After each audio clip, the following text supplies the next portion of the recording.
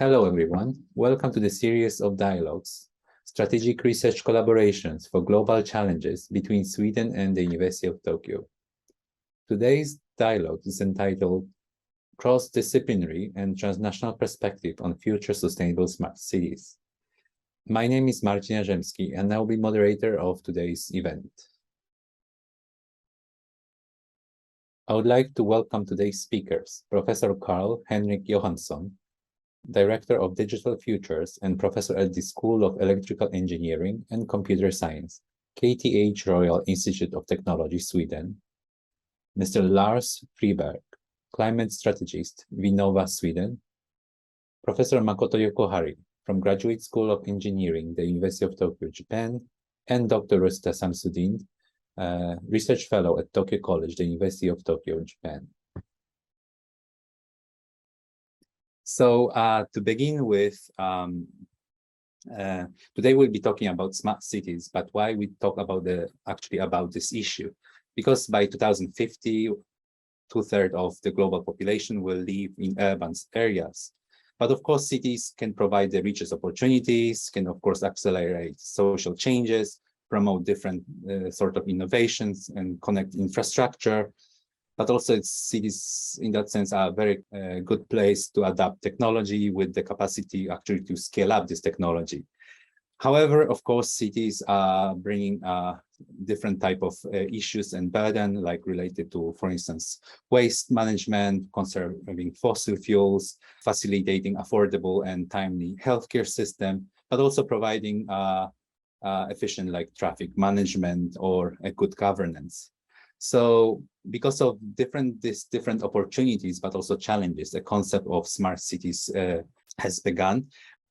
It's related, of course, to the government, to smart home, to smart healthcare, smart transportation, smart water management, to renewable energy, and of course, conserving fossil fuels, smart agriculture, smart waste management, and of course, the smart connectivity. And it should be characterized like by such characteristic like to be economical, environmental friendly, sustainable, innovative, and implement different technological innovations such as sensing and networking, information and communication technology tools, but also e-governance. As you can imagine, there's so many different aspects related to smart city. It must be very cross-disciplinary, but if we apply this concept to different geographical regions, this concept also becomes quite transboundary. So in today's discussion, I would like to invite our speakers to talk about how actually different type of smart cities could be defined depending on the geographical context, but also how different disciplines contribute to designing and implementing the concept of smart city and how those disciplines are interconnected. And while having this great opportunity to have professors from Sweden and professors from University of Tokyo, I would like to also discuss how actually using this partnership between Swedish and Japanese institutions as example, what kind of research collaboration is possible to plan and carry out in the future. So I would like to invite Professor Johansson to give his presentation. Thank you for that excellent introduction to the important area of smart cities. So let me just, when starting now, just ask, do you see the right slide? Yes, we can see your slides. Okay, excellent. So this is a great opportunity to talk about one of the biggest initiatives in Europe actually on the sustainable future society, which is happening in Sweden right now. So as you pointed out, I'm a director of an initiative called the Digital Futures. And I would like to here talk a little bit about what that is, why we think this is important right now, what we are doing inside here, which relates now to the sustainable smart cities, but also how we could benefit from that and build on that type of collaboration between Japan and Sweden in the future. So let me start off and just say that this initiative, Digital Futures, is young. We just was inaugurated 2 years ago. I put this slide here just to emphasize that this has been an initiative that is supported from the top level of Sweden, from the government of Sweden, from the industry in Sweden, but also from the city of Stockholm and the region of Stockholm.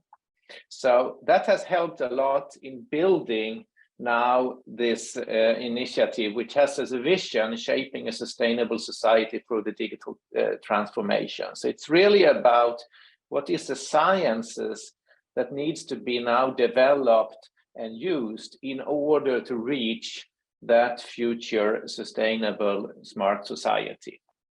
So currently we are about 200 research groups at KTH, at Stockholm University, and the Research Institute of Sweden, RISE, working together with partners trying to address these challenges. We focus on research, of course. We have a big research program, but it's not just about research and developing knowledge. It's also about empower the next generation of people here, both young people, students, and so, but also those who are in their career, junior faculty, and so on, to help them, because addressing these cross-disciplinary challenges that was just mentioned now needs to new type of careers for the scientists that is in there, and we try to help in that. But finally, building the community is also very important. You know, we adapt the triple helix model with public organizations, cities, governments, with industry and other type of organization, with citizens, but also, of course, the academic side. When it comes to the focus here, we are really having a research program which is very ambitious. So you see that the smart society and smart cities is one of the key challenges that we are addressing. And that, of course, in our view, encompasses also what we call the rich and healthy life. So beyond the traditional type of healthcare that we see, we are looking into the future of being a citizen in a smart city. What does it mean when it comes to the way we are living? Of course, the educational transformation is very important. What is happening now is that we see that education at all ages in life is essential, and how is the role of universities there? When it comes to the technology side and how we are using, developing, and adapting technology, we see that some of the cores lies with having technology that we can trust. Issues like cybersecurity, privacy, data integrity is important in this. Cooperation between infrastructure. We saw this beautiful flower you showed with the different infrastructures that we have in the smart city. How are they interacting in a systematic way is very important. And finally, of course, these systems need to adapt and learn depending on what is happening in society. In Digital Futures, currently, we have a research program of about 85 projects. They range from big long-term individual projects, maybe size of like 5 years project, investment of 5 research groups, maybe 20, 25 researchers engaged, to individual targeted career projects which focus on one faculty member or even one postdoc. So they are very different in size, and you see that they are covering this fairly well. I would like to highlight a few projects that you get an idea about what is this about, to see a bit more concrete, and then coming back to the issues about how do we work together and how do we develop. So let me give a couple of snapshots here. So as we all are aware, we have a big challenge with the climate change. And we have very much research investing in how we are monitoring the climate change of the globe. We have a targeted project led by Professor Yifan Bang that looks on a local level or regional level about the impact of climate change. So what is the consequence of climate change on a city level? Planning, for instance. So that means processing data, satellite images as the one you see here, and build models which can be used, for instance, by Tokyo or by Stockholm, urban planners.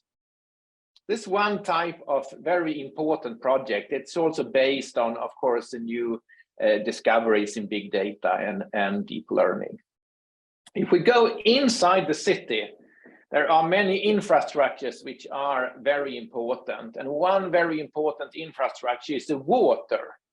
And we know that, water is something we really need in life, and we need to handle both our clean water and the dirty water.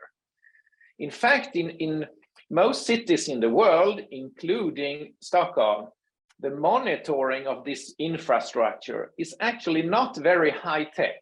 It's not up to the standards. So that means that we can see that there could be vulnerabilities now, which could be targeted in this infrastructure. And this project, we are working on how actually to improve based now on new technology like wireless sensor networks, digital twins, and similar things in order to better sustain the water infrastructure in Stockholm. Finally, we have a very ambitious project, which is called Humanizing the Sustainable Smart City. What that is to group together people from different backgrounds, from the urban planning background with behavioral and psychologists, trying to understand now more from a systems perspective, the dynamics of the system and how we can make the city sustainable, now taking into account not only the technology or individual buildings in the city, but actually how we as individuals or as a society is actually dynamically utilizing the resources of the smart city. So this is really going across from the traditional built environment area with now advanced computer science, data science, system science tools, and so on. In digital futures, as I said, we work both with industry and with the society. Something which is very interesting is to look at the outcome of the discussions with partners to try to understand what are the core area that we would like to invest in now together. And here you see some of these examples that have come up in this work. And let me pinpoint a couple of more projects that is along this line, together now with industrial projects looking into what industry really see a need of. And this is one such example called Towards Safe Smart Construction. As we all know, the area of robotics and automation, when we talk about construction, is not at all up to the standards compared to other areas where we see robots being very active, like in manufacturing of cars, for instance. So in this project, we are collaborating now with one of the big construction companies, Skanska, trying now to automate the constructions of a road or a train infrastructure, as you see on this picture, using concepts like digital twins, being able to build models for how we can actually make this, in a sense, much more like a factory, which is automating and so on.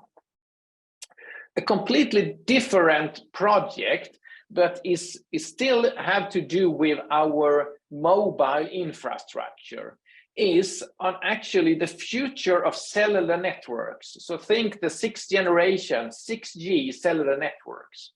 So today, when we are building our automated vehicles, buses, trucks, and so on the road infrastructure, they have their intelligence inside the vehicle. In the future, we believe that that intelligence will also reside in the cellular network. And the cellular network is going to build situational awareness that now make the transport system really a system, and not just, so to say, individual robots or vehicles moving around, try to understand what each other is doing, but instead a much more holistic transport system. So this is what is being done in this project. Let's come to our societal work, and a little bit similar to I mentioned the areas their industry has its pinpointed from their perspective, from their business areas. This comes from, these areas here comes from what now the society have highlighted, like the city of Stockholm, for instance, and the city region. And here you see a little bit of different areas. For instance, the top left there, a challenge for governments in Sweden is innovation procurement.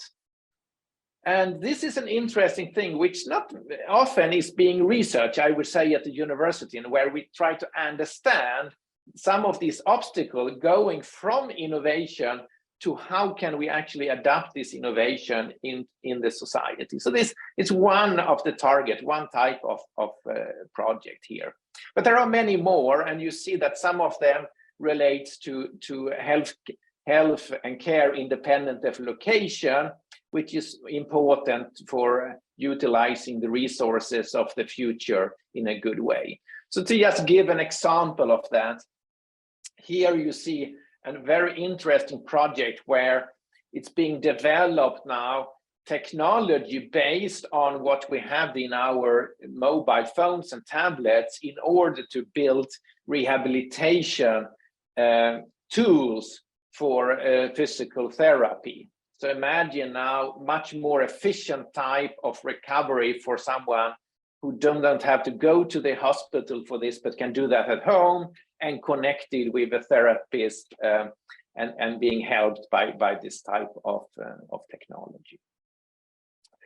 So a little bit more of how we work together. So how did we come up with these 85 projects? How do we actually do this? So we organize thematic matchmaking workshops, both targeted individual organizations, but also across organization, focusing on certain themes. And some of these themes just over a few weeks in the spring, I'm showing here to give some example. Take like cybersecure digital transformation. I think many partners can sign into that. This is something very important right now, and we need to invest more in that. Something else, industrial metaverse. How is the metaverse going to change the way that we are utilizing the smart technology of the future? Another example of this. Something which is very important for digital futures is the international collaboration, and that's why we are so happy to be invited to this workshop here today. And let me mention one example there. So Digital Futures is part of the C3AI Digital Transformation Institute, which is a sister organization in the United States, started about the same time.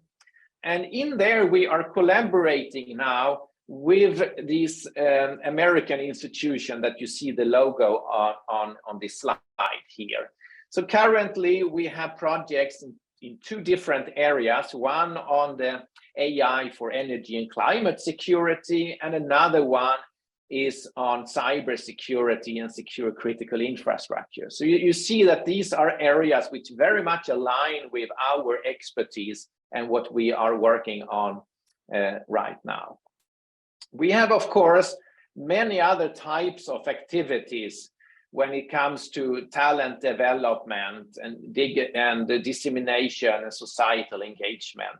So to wrap up here, I would just like to highlight one thing that we have been doing every year for the last 3 years now, and that's organizing a major conference in Stockholm in October, November every year. We call it Digitalizing Stockholm. So this is an event where we are able to discuss these challenges that we see in the digital transformation together with stakeholders. So together with academic colleagues, but also with researchers and decision makers in public sector as well as in industry. So we come together in panel discussions, in more focused presentation of research results, but also we invite international leading people to actually present their ideas and so on, so we can learn from that. So this year, it happens actually in a few weeks. You are all welcome to participate. It's a hybrid conference. We will be physically located in Stockholm, but also everything will be broadcast and we will have interaction across the world. And we are looking forward to that. So in addition to, so to say, the core conference, let me also highlight that we have two other events we call Day 1, Future Digger Leader, and Day 4, Stockholm Talent.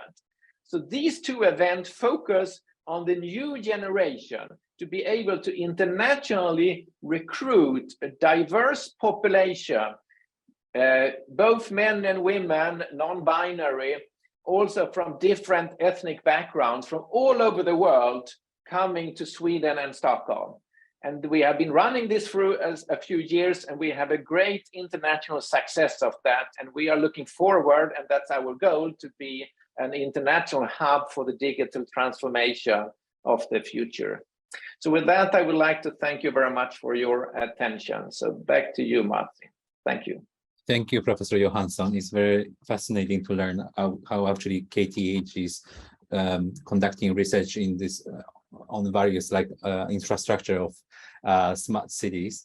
And now I would like to invite Mr. Lars Friberg to give his presentation. The floor is yours. Thank you so much, Marcin. So thank you so much for inviting me to this interesting webinar. And my name is Lars Friberg. I'm a country manager for Vinnova's collaboration with Japan. And I'm also our climate strategist in our sustainability team. And I would like to start by giving a little bit of a background of what Vinnova, the Swedish innovation agency, is and how we have tried to tackle these issues in order to foster innovation that makes a difference. So Vinnova's role is to identify needs and opportunities, to mobilize actors, and then to fund different initiatives and research. And in order to do that in a proper way, we decided a few years ago to change the way we have structured our organization. So we are now in a matrix organization with 10 different areas in sustainable industry, sustainable food systems, sustainable mobility systems, precision health, and sustainable built environment, the last one, which might cover our area the most. But we also have innovation abilities, such as digital transformation that we heard from a professor from KTH talking a lot about, and how we can work this with these different parts together. And we have a budget of some 300 million euros, and we fund some 4,000 projects every year. So there's a very broad area of what we do. We are the second largest research funder in Sweden. And one thing I would like to highlight as we have this topic of smart cities and sustainable smart cities is that Vinnova has chosen to really use the UN Sustainable Development Goals as a way to focus our efforts. And in a way you can say we are, as a government agency, also in a transformation from being a traditional funding agency supporting Swedish industry to make better products and services to export. And now we're trying to tackle more larger societal challenges and to be part of making a difference. And that's why we, since 2015, have been using the Sustainable Development Goals as a way to help projects and initiatives to see which ones are they trying to tackle. And it's still very much work in progress, but it's one thing that we do. And as I mentioned previously, we do work with fostering dialogue and help actors to think differently. Down here to our left, we see when we had a mission lab around school meals and how school meals as a system, when we brought all different actors upstream and downstream, from the people who produce the food to the companies selling it, to schools, to students, and the different other actors involved. And how can we make the school meals better for the children, but also to be more sustainable? And here we have our former Prime Minister and our Minister for Health and Social Affairs, who participated in such a workshop that we had trying to move this forward. In the middle, we see another example from a different field where SEI, the Stockholm Environment Institute, a premier think tank in this area, working together with the branch organization for the mining and heavy industry in mines and metallurgy, using the SDGs as a way to see where do we have synergies and where do we have conflicts of interest between the different goals in Sustainable Development Goals. And as we're talking about cities, one of the things that really focus this as that Sweden at the Paris meeting decided to state that Sweden would become one of the first carbon neutral welfare states in the world by 2045. And given that such a large part of Sweden's emissions happens in the cities, from all the activities of people living there and all the different infrastructure, this is really a focal area for us, how we move this forward. And we can see now that this has started to spread, that this is the status of net zero carbon emission targets that different countries have taken, and they're different stages of maturity, but it's a moving forward. And here we can see that you also have quite a lot of the largest cities have taken net zero numbers. And if we look at Swedish companies, more than 2/3 of them have taken on, of the largest publicly traded companies, have taken on net zero targets, compared to only 1/3 globally. So Sweden is in the forefront in this area. And one way we do and how to break this down, and this is from the Swedish Climate Policy Council, is to break down the Swedish total emissions of 53 megatons that we have in Sweden, and where do we have the potential and which policies do we have to address the different areas. And that then breaks down to more activities, and that's also where we see where we can make a difference. So speaking of government agencies as change agents in sustainable urban transformation, I'll just give a little example of how we work on climate adaptation, which is a program that I'm program manager of. And so far, Swedish cities haven't been very hard hit by climate, but Sweden as a whole is warming twice the speed of the global average. So we do starting to see very rapid changes. And the picture up in our corner is from one of the flash floods that we had following very heavy downpours, where it rained more for, in a few hours, it rained as much as it would come in just a few, in a month. So that is something that we see. How do we manage massive amounts of water in our cities? And it's clear that the normal piping and plumbing in our streets will not be sufficient. So we need to open up and soften hard-made areas so that water can gather in areas where it doesn't damage critical infrastructure.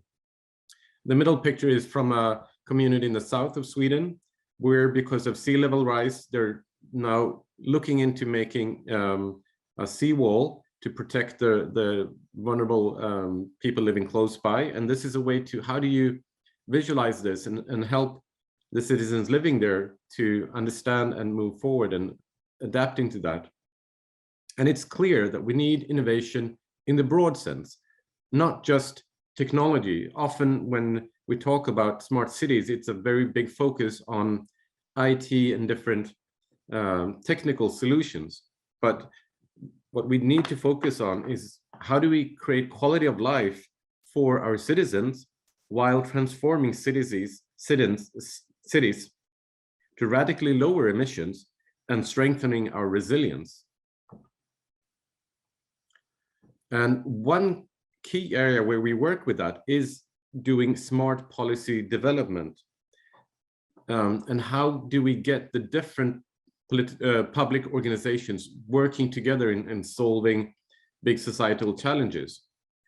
One concrete example, in Sweden, we have 10 times more people who die premature death from air pollution from traffic than we have dying from car accidents. But the people who create a big burden for the healthcare sector, that's not the same budget as for the city who decides on where to build roads and so on. And here to discuss and show that, for example, supporting more walking and bicycle routes is actually very profitable in the overall scale, because it strengthens people's health and there's less pollution. But how do we get that so it comes across the different areas?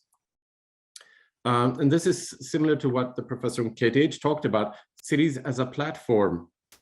And I won't go into detail, but one of the things we do support is, these are a number of Swedish cities that were involved in this project that had lots of different activities. How do you connect the hard infrastructure, the 5G, the broadband, the fibers, the different technical networks with the soft infrastructure of what kind of interfaces do you have?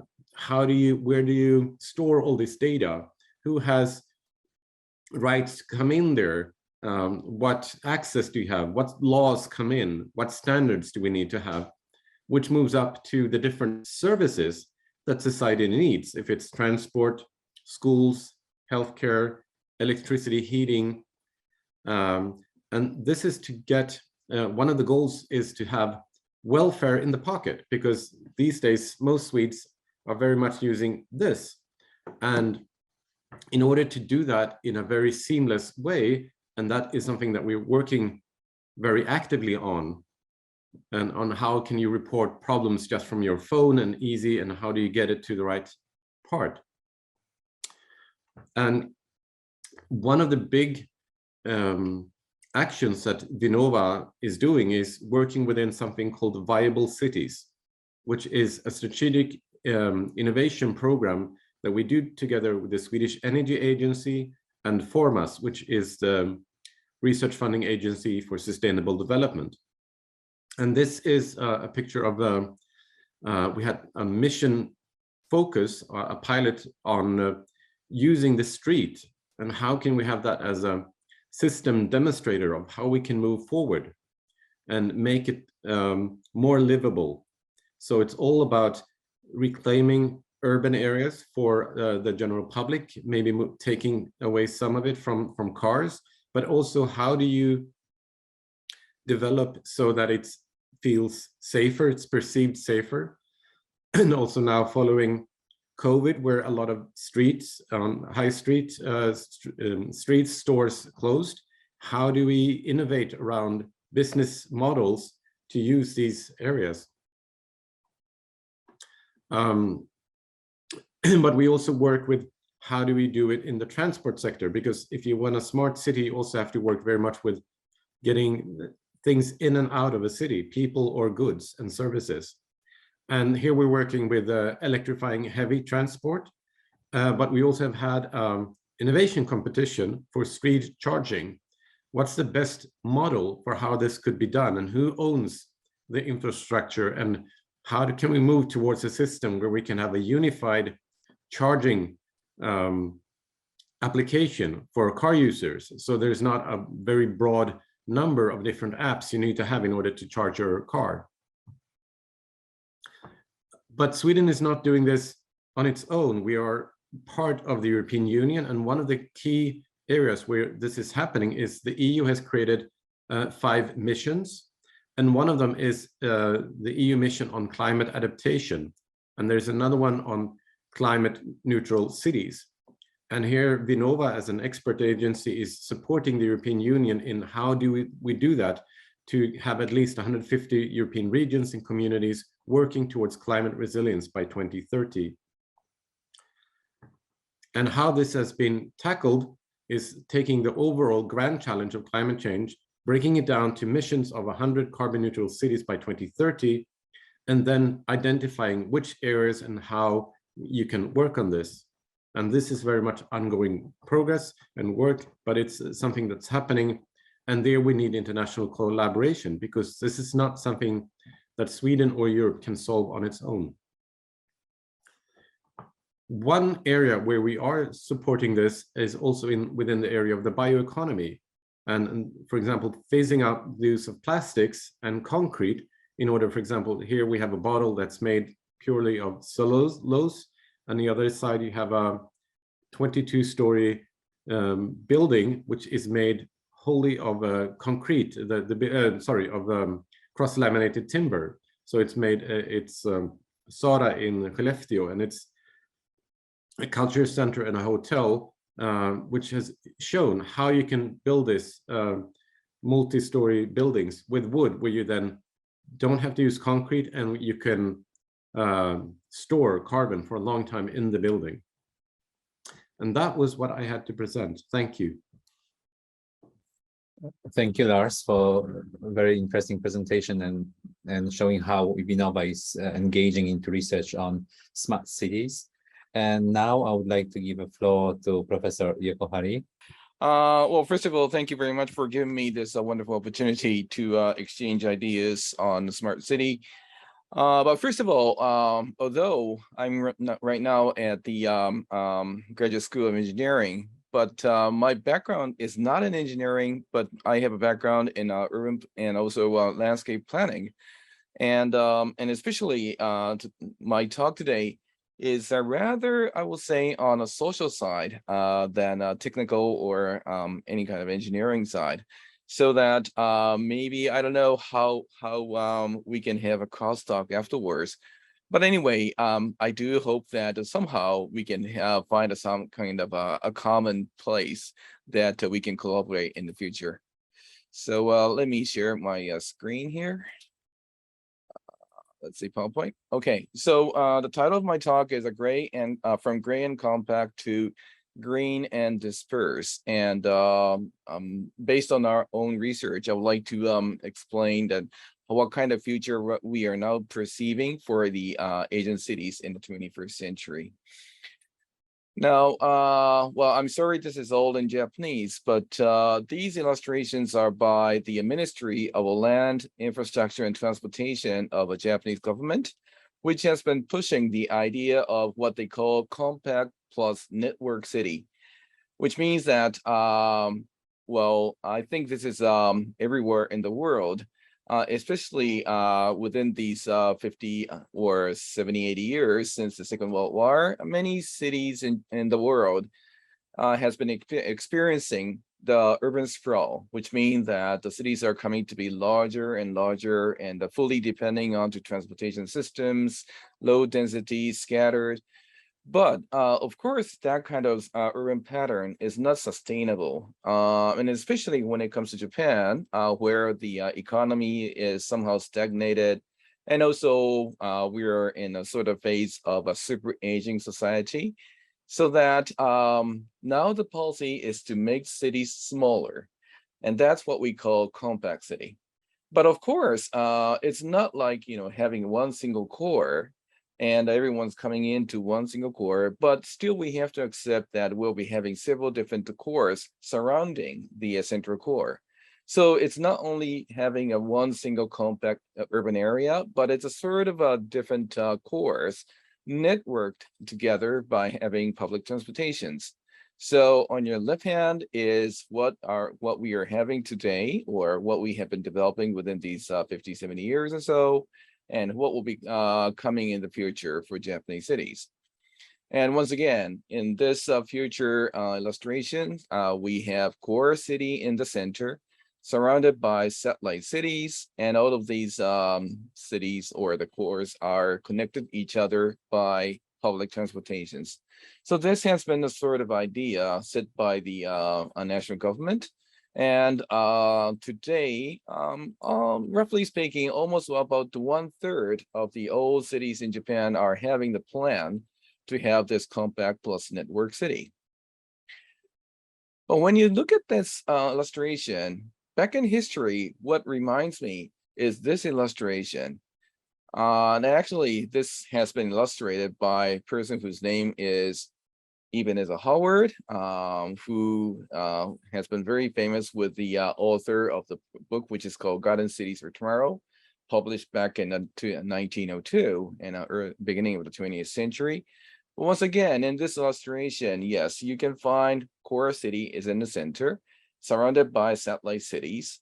And all of these cores has been connected by public transportations. Of course, at the time, when you say public transportations, it was not only the roads and also railways, but also canals as well, because at that time, the transportation was heavily depending on the surface transportation. But anyway, this person, Ebenezer Howard, he was a person born in the mid-19th century and lived through the 20th century. Well, he was observing, a lot of cities. Oh, by the way, he is an English person, so he was observing a lot of cities becoming to be larger and larger because of the Industrial Revolution. And consequently, the cities become to be overcrowded, and also so much pollution, air pollution, water pollution, disease, and that kind of things were happening in the city. On the other hand, countrysides were losing people, depopulated, and also simply abandoned as well. So to solve this kind of situation, he proposed the idea of garden city, which is a kind of combination between urban and rural land uses. And his idea was to have this kind of garden city as a part of this bigger picture where you have core city in the center, surrounded by satellite cities as garden cities. Anyway, so this has been the sort of a modern understanding of a Howard's garden city concept in Japan and try to make the cities more efficient. Somehow, yes, I think that this idea is connected to the smart city concept as well. And also this compact plus network comes in a different scales. You can talk about the one single city, the small in a micro scale, but you can talk about the city region or even as a sort of a whole region as well, so that this concept is repeated again and again in different scales as well. But then, of course, not only Japan, but almost all cities in the world has been experiencing the COVID pandemic. And also, the COVID is not the only. This figure has been illustrated by the World Economic Forum back in 2019, just before the pandemic started. And here, the World Economic Forum says that the spread of infectious diseases, including COVID-19, is here, which means that the likelihood will be less than the average. And also the impact is a little bit higher than the average, but still not that high. So once again, this report was submitted before the pandemic started.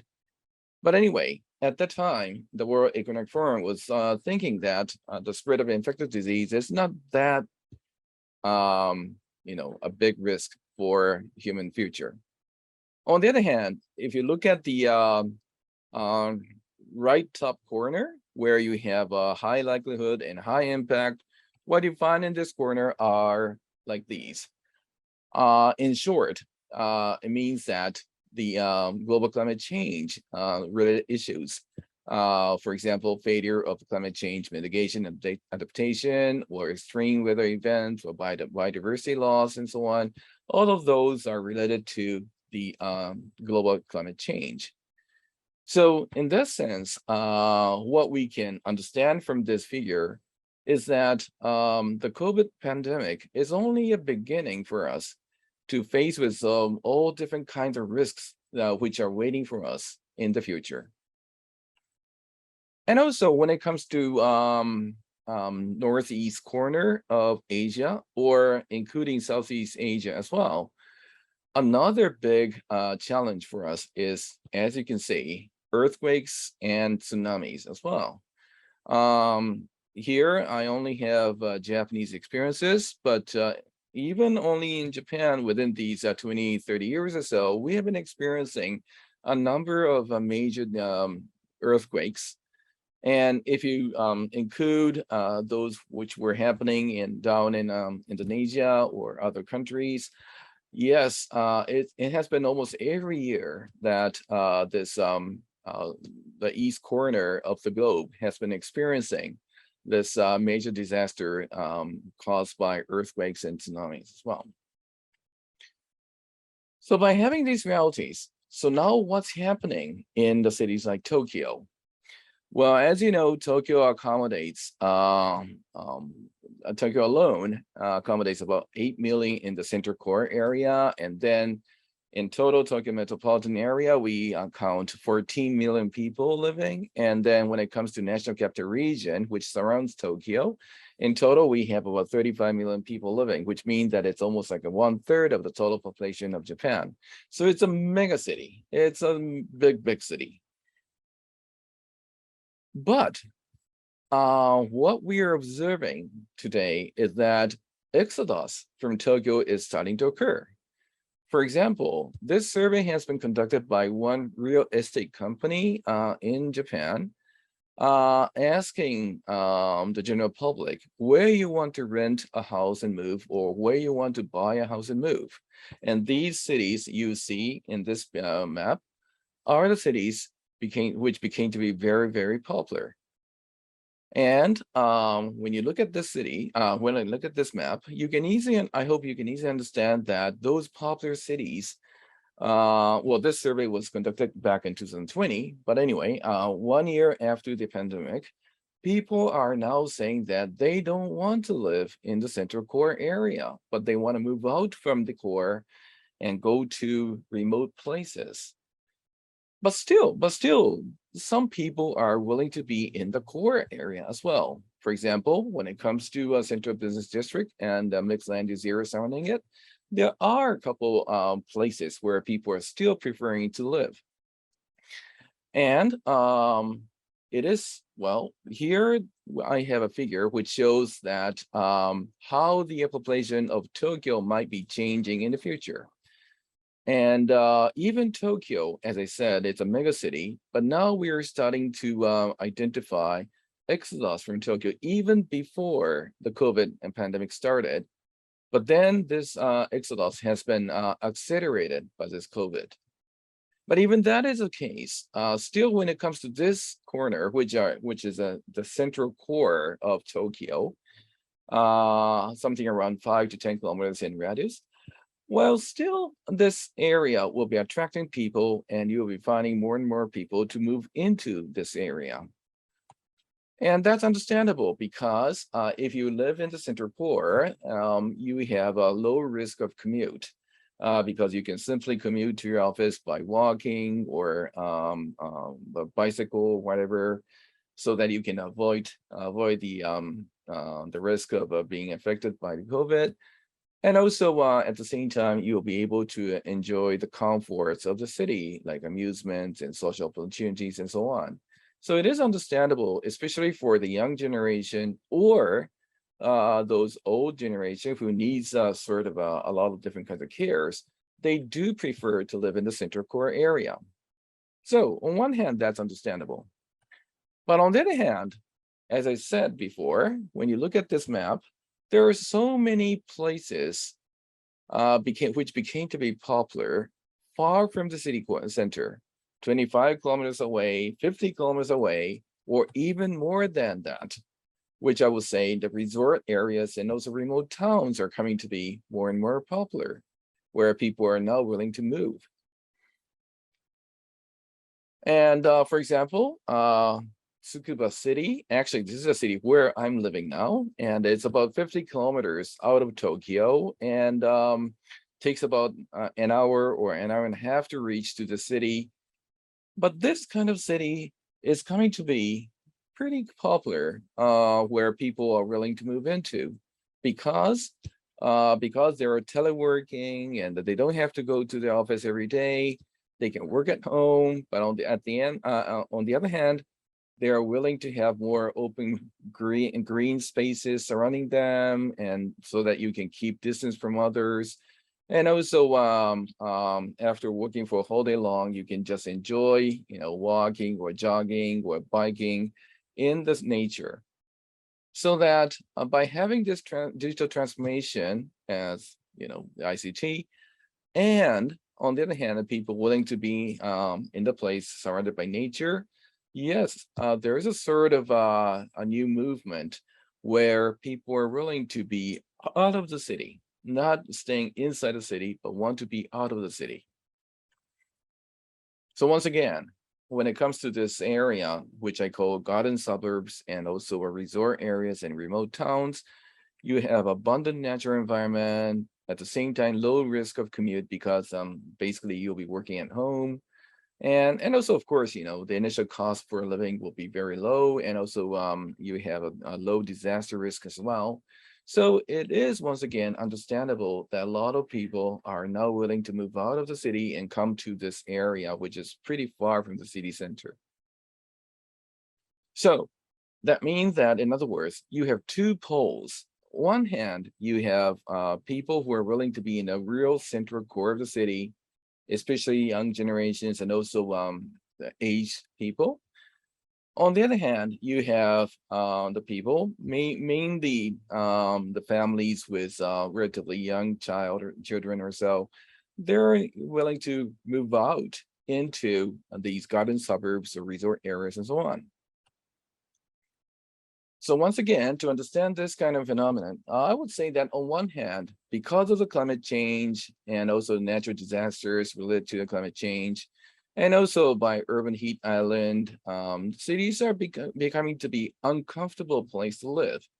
And also on top of that, now we have this COVID-19 pandemic, so that infectious diseases will be there. It has been told that this COVID is not the last one, but we will be having similar things in the future as well. So in that sense, I will say that there's an increasing risk of concentration to be concentrated in the city. On the other hand, you have new technologies, ICT, of course, but then you have smart mobilities and also micro renewable energy grid systems and so on, which enables to have realize dispersion. So dispersion used to mean sprawl, which meant to be like wasting energies and wasting materials and so on. But now we're talking, by having these new technologies, even dispersion is not that much gray anymore. You can talk about the green dispersion as well. So by having these two, now is coming to be the time that dispersion is coming to be better than concentration. And then on top of that, we have this lifestyle changes or work style changes. So that consequently, I will say that it's now the time that we have to talk about the green and dispersed cities, or our green and dispersed urban communities, rather than gray and compact. But then the problem is that, okay, so once again, let's say that this pink circle used to be a sort of a central area of Tokyo. Well, now on one hand, this central core area is coming to be smaller. Because, but still, yes, even though it's coming to be smaller, but there are people who are willing to be in this small core area.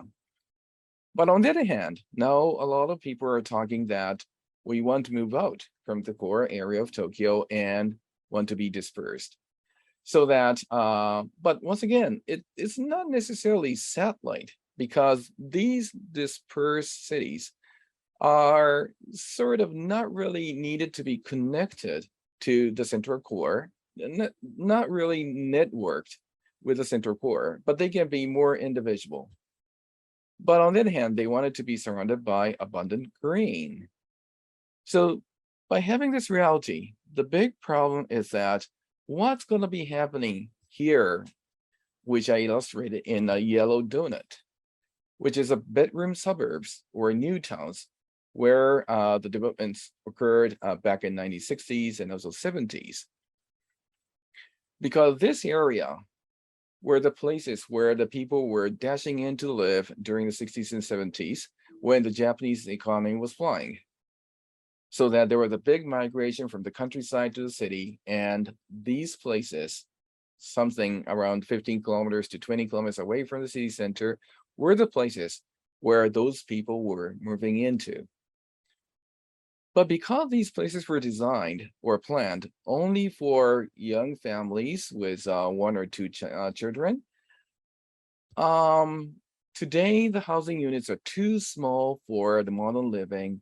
And also they never thought of, the people will be working at home. And simply the whole city or the whole area became to be super aging society. And this was unexpected, or maybe someone expected but never took it seriously. So consequently, houses, facilities, and the whole society cannot meet the demands today. So that's why that this area is becoming to be unpopular. So once again, this is a big headache for us in the future. So to understand this kind of situation, I would say that on one hand, yes, urban centers, even though the center will become smaller, but still it will be attracting a lot of people, especially young generation, and also the aged generation as well.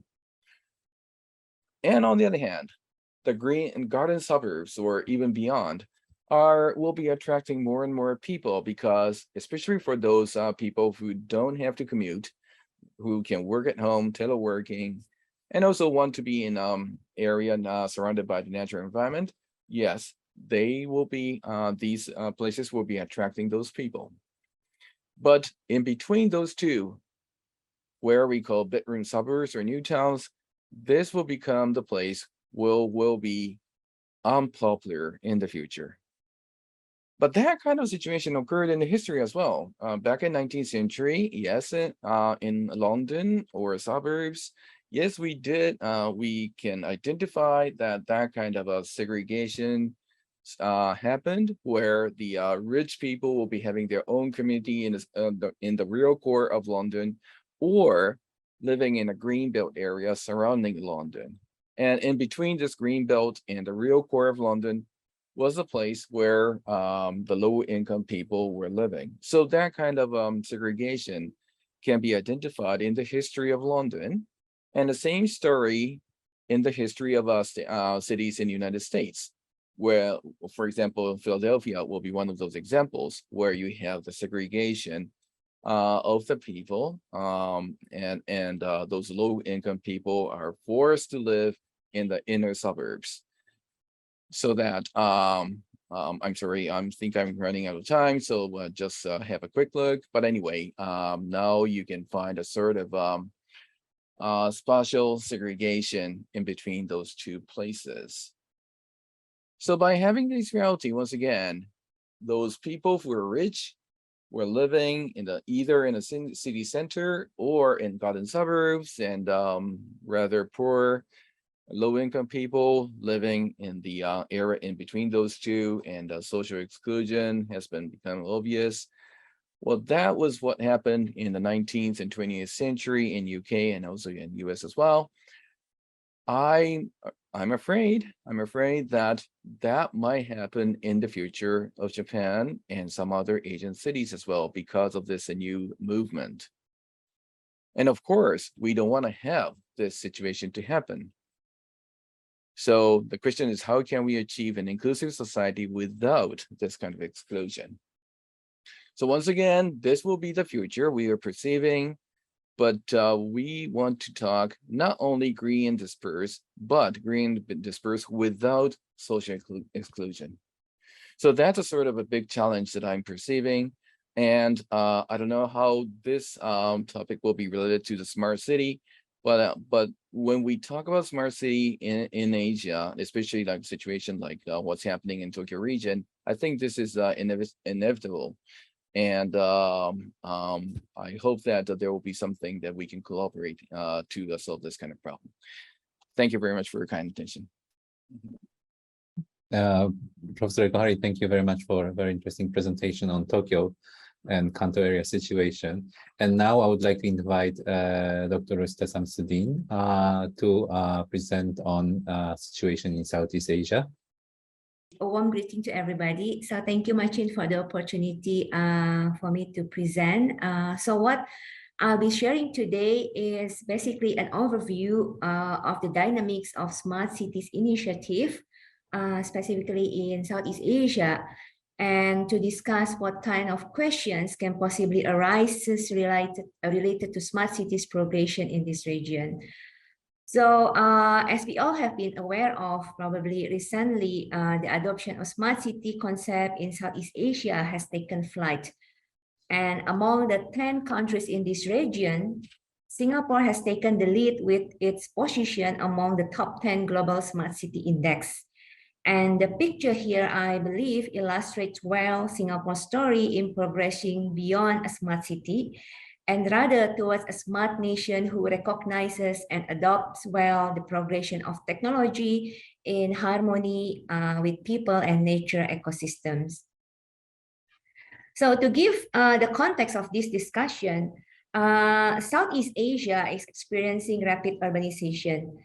The ASEAN Development Outlook in 2021 reported that by year 2030, 1 in 2 people in this region will live in cities. Of the total population, 500 million people will be in working age group, where more than 60% will be below 35 years old. It means young people will likely dominate Southeast Asia economic growth and future urban areas. The report also projected that middleweight cities will drive 40% of the region's economic growth, more than the current megacities such as Jakarta and Bangkok do. And by the year 2030, Southeast Asia will rise to be the 4th largest economy globally. The region is also entering a digital decade where e-commerce has become an important part of the people's lifestyle.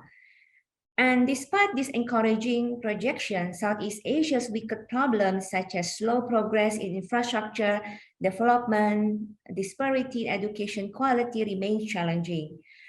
Recognizing the potential Southeast Asia has, along with its current and future challenges, the International Organization of Southeast Asian Countries, or ASEAN, then established the ASEAN Smart Cities Network, or ASCN, in 2018. The ASCN serves as a collaborative platform where the ASEAN 10 members can work together towards 3 key objectives by using technology as an enabler. The objectives include, first, to increase the economic competitiveness of Southeast Asia as a response to global challenges. Second, to promote smart and sustainable urban development. And third, to improve the quality of life of Southeast Asia citizens. 26 pilot cities were selected as the collaborative test beds by focusing the use of technology in one of 6 development areas: civic and social, health and well-being, safety and security, quality environment, infrastructure, industry, and innovation. The ASCN also recognizes the importance of collaboration beyond the region. The important partnerships that are currently ongoing include the EU Smart Green Asian Cities Program, which emphasis include enhancement of design, planning, and implementation of smart city innovations in 10 selected cities, strengthening national capacity of the ASCN members in terms of green and smart city development, as well as exchanges of good, smart, and environmental city management practices. Another important partnership is between the ASEAN and Japan, which leads to the formation of Japan Association for Smart Cities in ASEAN, as well as the recent publication of Smart City Planning Guidebook by Japan Ministry of Infrastructure, Land Transport, and Tourism. The planning guidebook aims to provide practical insights, framework, and examples to support stakeholders' involvement in smart city development in ASEAN. The guidebook also tries to address questions regarding smart city development, ranging from questions about what a smart city is to the efficient ways in developing a smart city. In addition to various high-level partnership and initiatives, there are various city-level smart initiatives also being implemented, whether they are supported or not by the ASEAN partnerships. Ground-level initiatives, which are growing separately from ASEAN partnership and city government, are also flourishing. I will discuss briefly several smart initiatives around three aspects, among others, that I believe important to showcase the dynamics of smart city trajectories in Southeast Asia. Smart initiatives in urban development play an overarching role in understanding cities' problems and formulating intervention and policies that determine whether smart city implementation can align with the objective of ASEAN. Singapore takes the lead in this aspect. OneMap is a publicly accessible platform that integrates various Singapore's data in high resolution. The city-state also starts venturing the use of AI in planning and digital twin planning approach. City planning initiatives related to urban development also include real-time public reporting system, such as Jaki in Jakarta and Smart Kampung in Banyuwangi, or real-time bus systems such as Dana Bus in Da Nang. For instance, Jakarta, which experiences major flooding annually, relies on the reports from public in identifying flood hotspots. This has helped the city to provide more targeted rescue and support.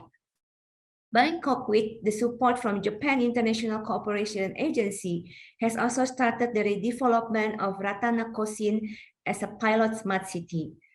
And like many other cities, inclusive urban development is integral in building a smart and sustainable cities, but public voices are often disregarded. Ground-level initiatives that attempt to promote inclusive urban development through public participation can be seen in work such as by Kota Kita Indonesia and Participatory in Design in Singapore. However, there are some challenges. For majority of Southeast Asian cities, data availability and quality, especially in terms of consistency, resolution, data format, and data collection methods, when we compare across cities, have become the barrier. A knowledge gap in making sense data, especially big data when crisscrossing between disciplines, have also led to disintegrated city planning decision-making. Currently, 16% of land in Southeast Asia is used for agricultural purposes.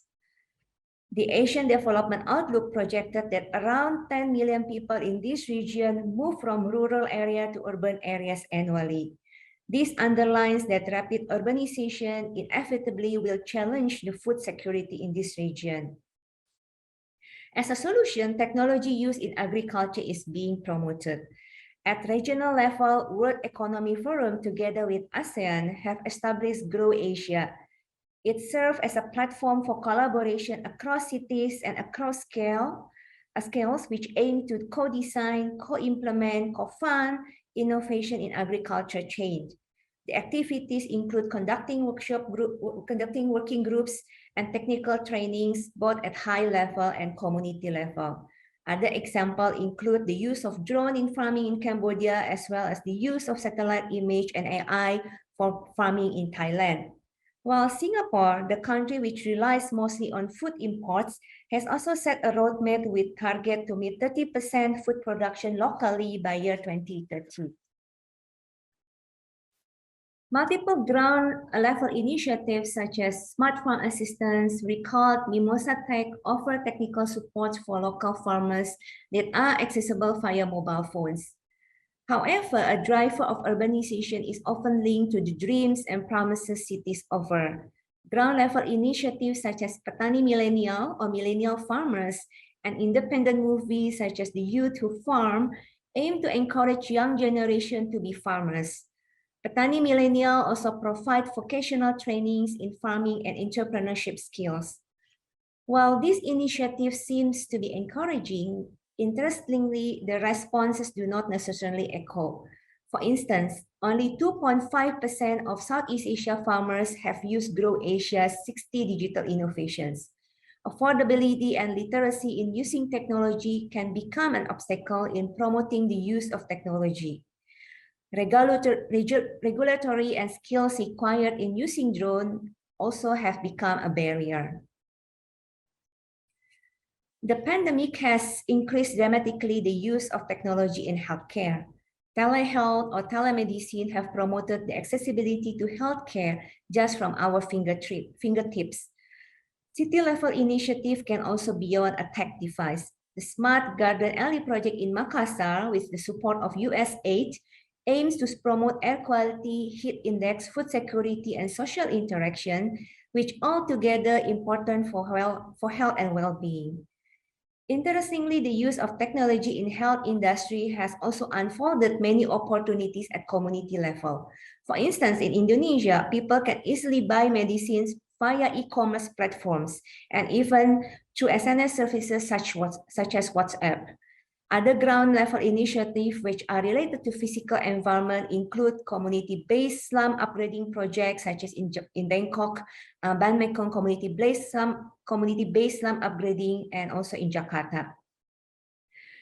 Several challenges related to technology-based healthcare smart initiative can include the issues related to digital ethics and personal data protection, the challenge in developing healthcare guidelines that can adapt to local contexts, and potential of declining of human touch in healthcare. The ASEAN Development Outlook also has highlighted the lack of cities' expenditure on social welfare in majority of Southeast Asia countries. There are many other smart initiatives beyond I have mentioned earlier. Smart initiatives in waste management, education, and many others are also integral indicators of Southeast Asia progression in building smart cities. The diversity of smart initiatives have shown us the energy of Southeast Asia in progressing towards smart cities across scales.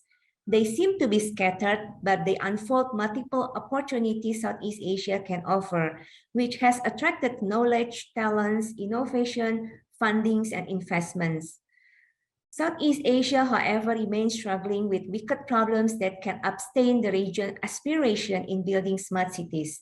These problems are often compromise the capacity of the region in delivering smart initiatives. First, more than 20% of population in Southeast Asia still live below poverty level, with the majority live in rural areas. This has always been the main driver of urbanization. The ASEAN Development Outlook reported that 22 to 50% of urban population live in slums. The wide range of proportions suggests the disparity in how well cities are responding to overcome problems arising from urbanization. However, the economic gap is not the only reason for the presence of digital divide. Geospatial and geopolitical conditions also contribute to the fact that 45% of Southeast Asia do not have access to electricity.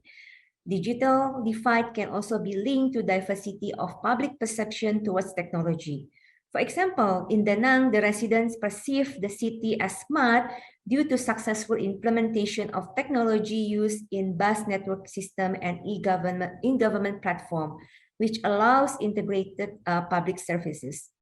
However, the success story of Da Nang has attracted flow of investment from Japan and Canada, which, however, on the flip side, this success story may widen the digital gap between Da Nang and other Vietnamese cities. The earlier points are among others that contribute to the disparity of Human Development Index across cities in Southeast Asia. Inequity in education in terms of accessibility and quality is also a key reason affecting the literacy and capacity of cities in implementing smart initiatives. For instance, the pandemic has revealed that 60% to 17% of Indonesians mostly live at the eastern part of Indonesia do not have adequate access to internet. The impacts of social media's high acceptance in Southeast Asia also twofold. It can be used as a tool to raise public awareness and educate the public on smart initiatives, or it can be a smart trap, which can change how people behave towards social media.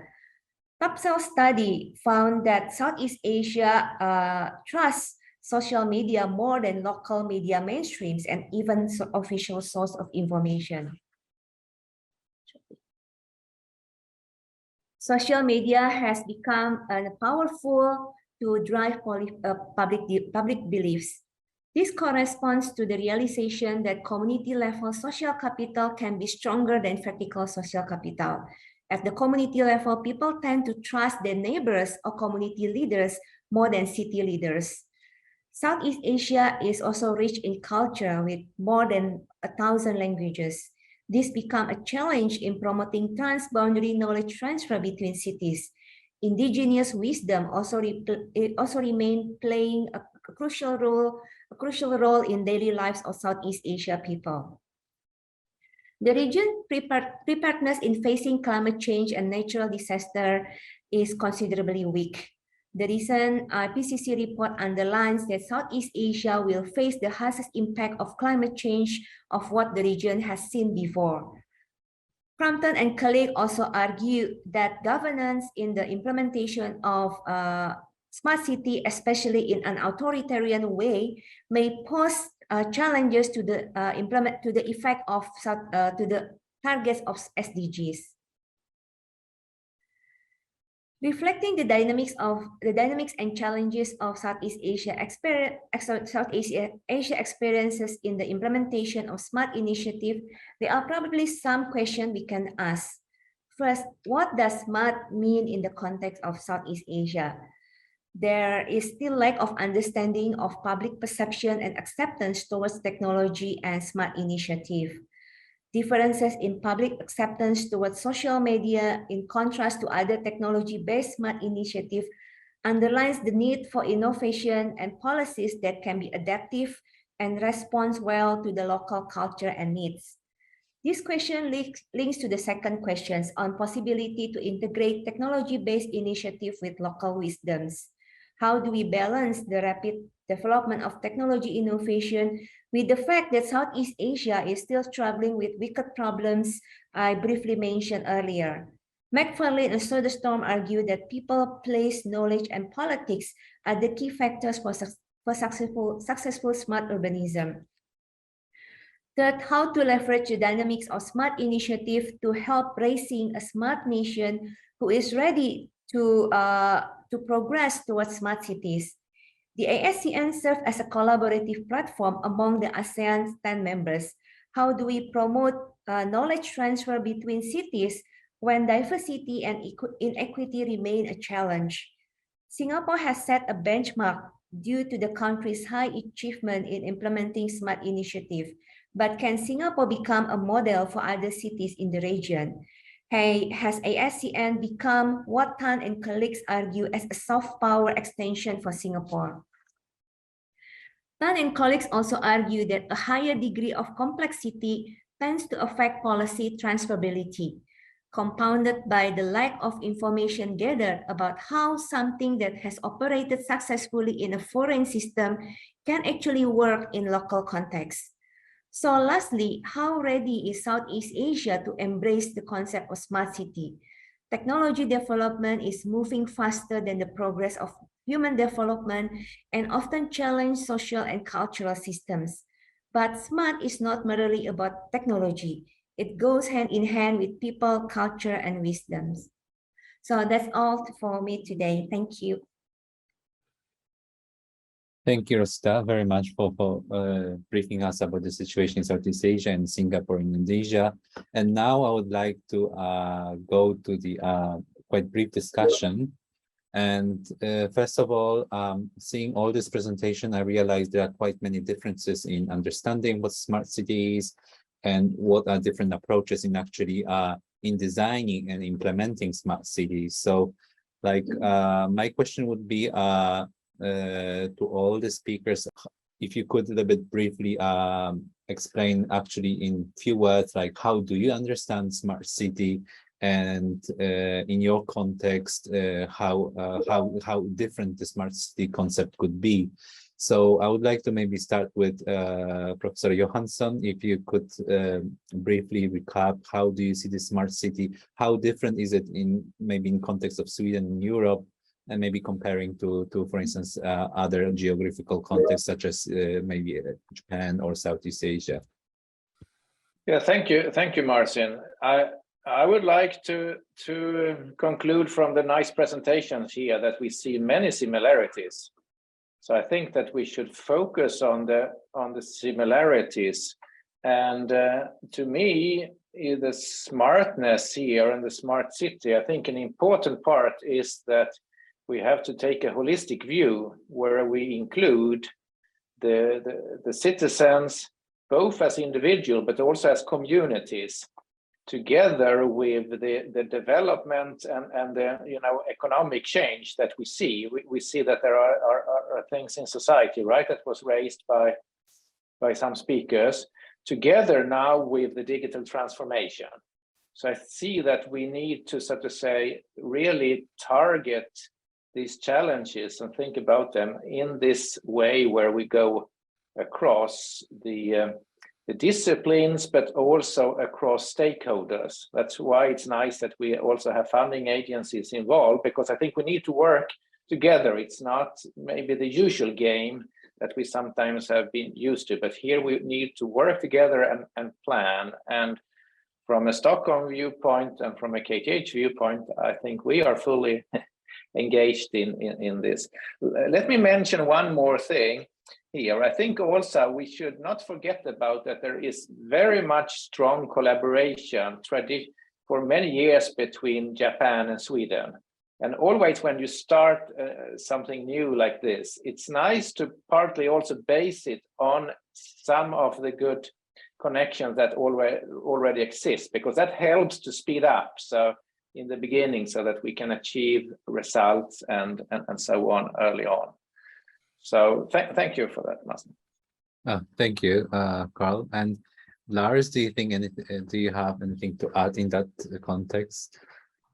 Yes, I mean, I think there's many aspects that are similarity, as Professor Johansson said.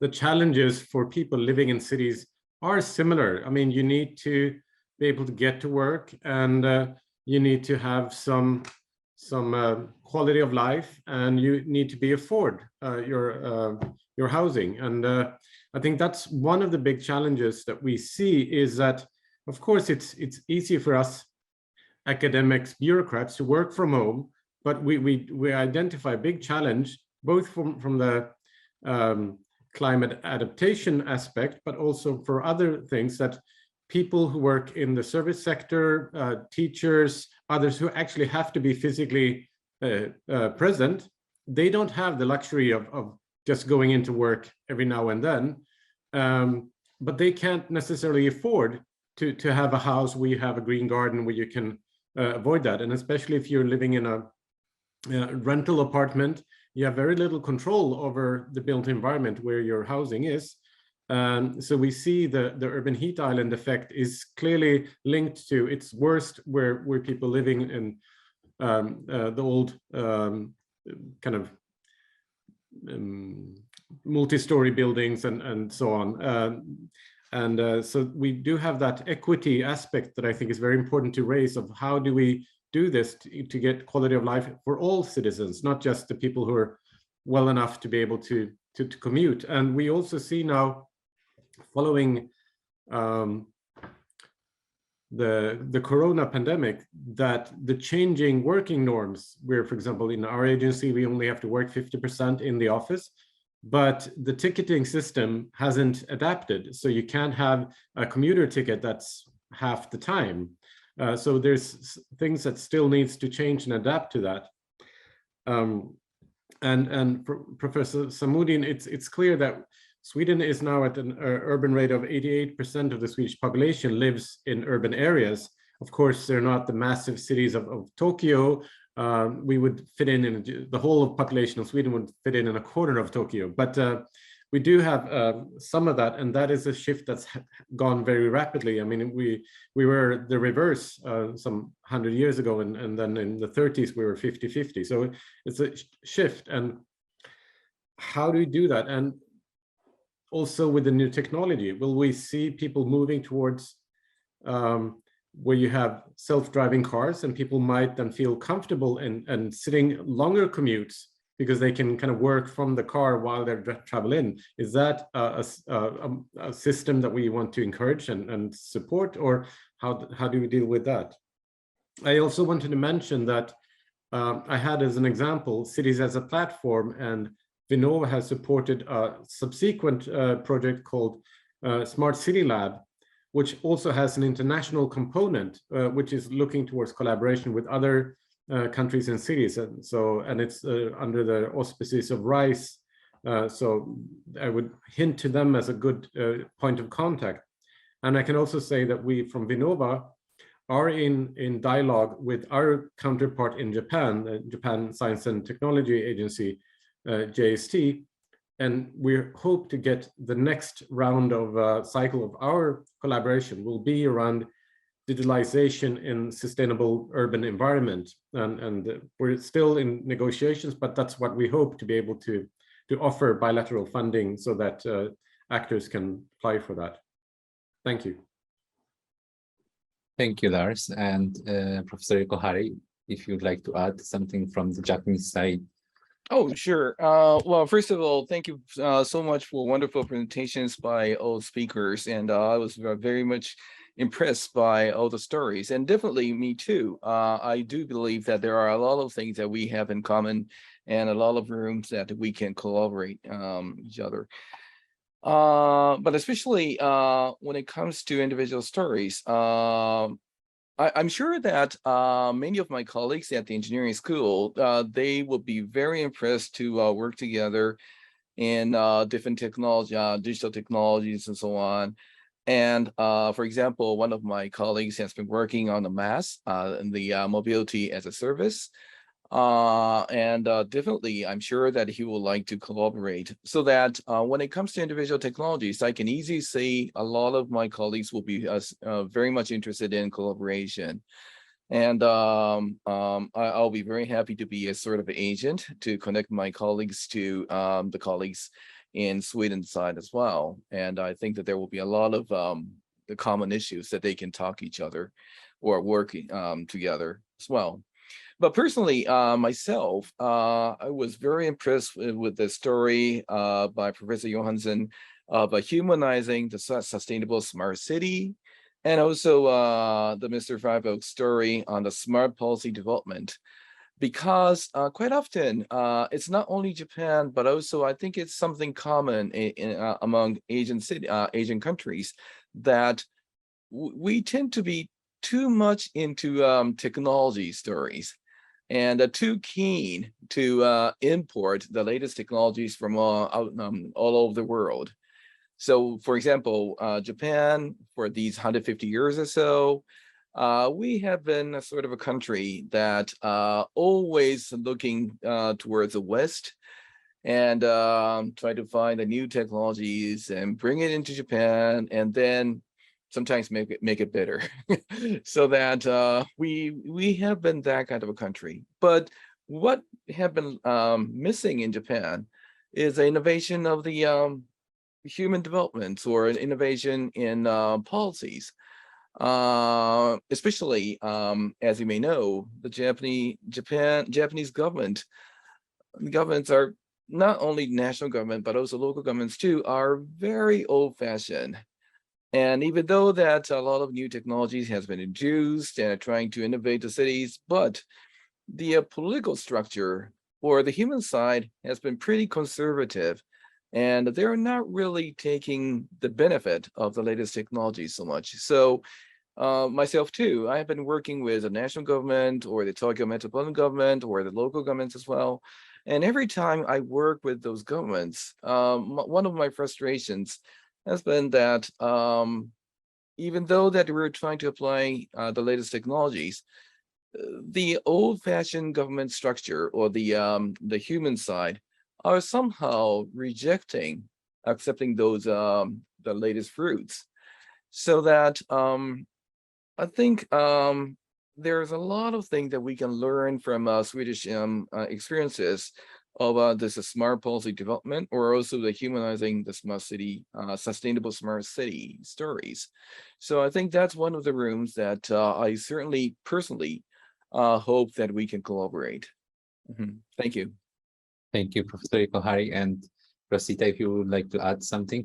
Rosita hasn't been that long yet in Japan, neither to University of Tokyo, but it was very interesting to learn from the perspective of different Southeast Asian projects. So if you see any like similarities and opportunities, and yes, thank you very much. Yeah, thank you for all the presentations. There are very many interesting things I learned today. And I think I also kind of agree with what you all have mentioned earlier, that I think one of the things that I always understand, or I will see from the Southeast Asia context, is how the knowledge actually can be transferred, especially across cities and across scales. So we know that in Southeast Asia, I mean, if I'm focusing on Southeast Asia, there are so much disparity between cities, and this has been a big barrier when we want to transfer knowledge between higher level to lower level.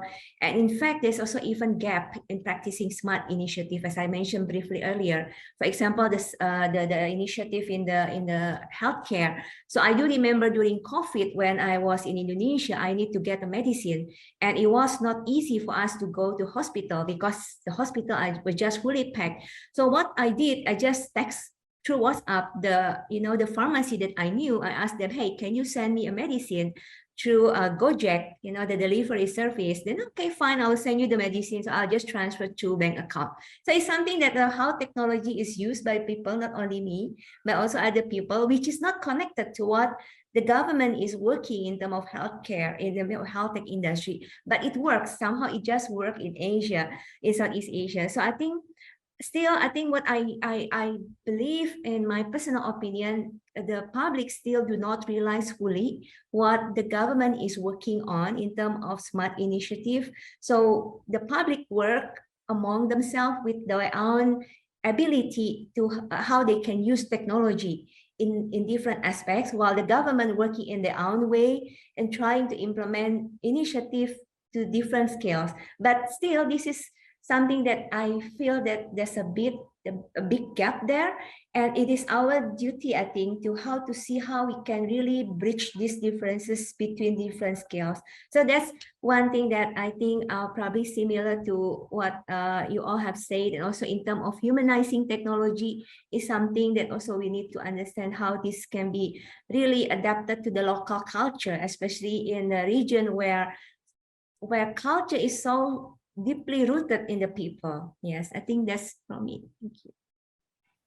Thank you, Rosita. So I'm really delighted to hear there is so many similarities between all presentation, and there is such a good interaction, and there is between all of you. So I was thinking that actually,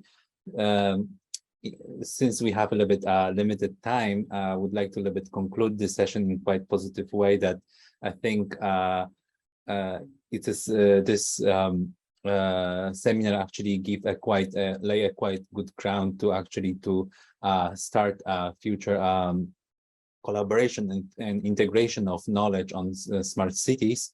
So I really enjoy listening to all of you, to all your presentation, and I hope that we will stay in touch and think of future events related to the smart cities, and hopefully we can start some future collaboration. So again, thank you very much for giving such wonderful presentation, and I hope I will see you around. Thank you very much.